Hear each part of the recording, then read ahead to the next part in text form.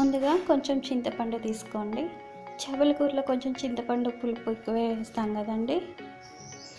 So కొంచెం మీరు తీసుకున్న చేపల క్వాంటిటీని బట్టి చింతపండు తీసుకోండి. మీకు ఎంత పులుపు కావాలి ఏంటి అనేది చూసుకొని. మేమైతే 1.5 kg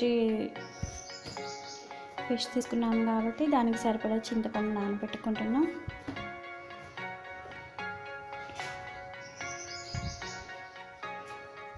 onion, tomatoes and green chilli 3 onions తీసుకున్నామండి. ఒక 4 టమాటాస్, బాగా శుభ్రం చేసి పెట్టుకున్నటువంటి చేప ముక్కలు,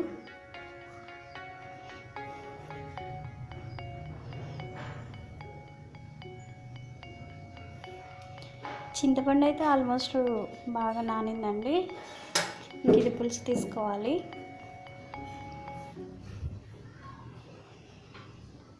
ముందుగా కొంచెం ఆయిల్ వేసుకొని ఆయిల్ వేడెక్కాక కొంచెం మెంతులు, జీలకర్ర వేసుకుంటున్నాం.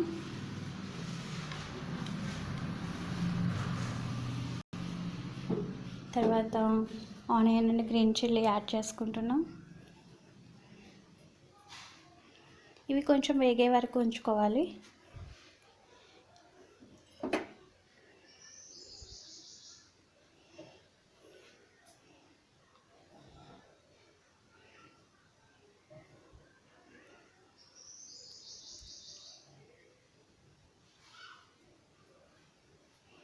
టమాటాస్ యాడ్ చేసుకోండి.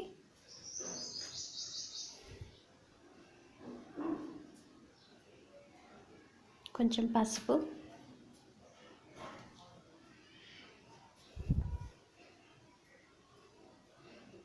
ఉప్పు, అలాగే చేపల కూరలో చింతపండు పులుసు అండ్ కొంచెం కారం కూడా ఎక్కువే వేసుకుంటారు కదా. మేమైతే కొంచెం ఎక్కువే వేసుకుంటామండి. మీ టేస్ట్కి సరిపడా మీరు యాడ్ చేసుకోండి కారం అను చింతపండు పులుసు.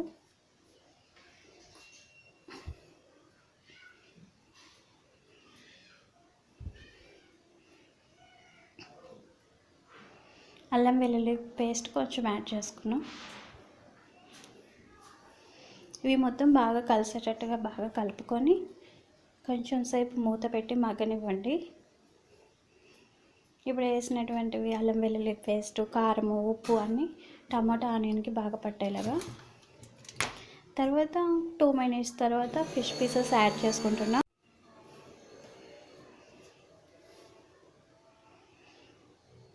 మేము ఈ ప్యాన్ సరిపోతుంది అని చెప్పి ఇది పెట్టామండి, కానీ ఇది సరిపోయేటట్టుగా లేదు. మళ్ళీ ఇప్పుడు ప్యాన్ అనేది చేంజ్ చేసేయాలి. మీరు మాలాగా మిస్టేక్ చేయకండి, ముందే కొంచెం పెద్ద ప్యాన్ పెట్టుకోండి.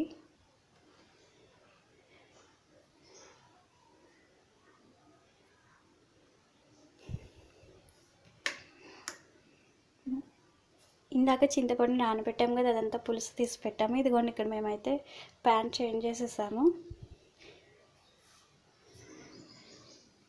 ముందుగా నానబెట్టుకున్నామంటే చింతపండు అంతా బాగా పులుసు తీసుకొని అది యాడ్ చేసుకున్నాము.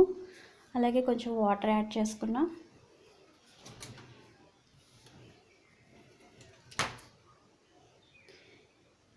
ఫిష్ కర్రీ చేసేటప్పుడు తెలుసు కదండి, గంటితో తిప్పకూడదు వాటిని అని.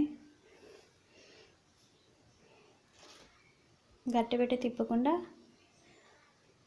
జాగ్రత్తగా ప్యాన్ని స్లోగా మూవ్ చేస్తూ ఉండాలి.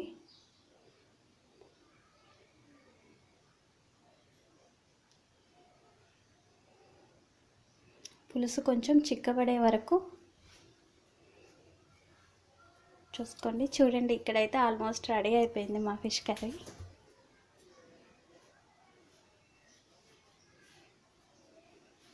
ఇప్పుడు కొంచెం కొత్తిమీర యాడ్ చేసుకొని ఇంకా దించేసుకోవటమే. Tasty tasty fish curry ready. Smell అయితే అదిరిపోతుంది. తప్పకుండా ట్రై చేయండి.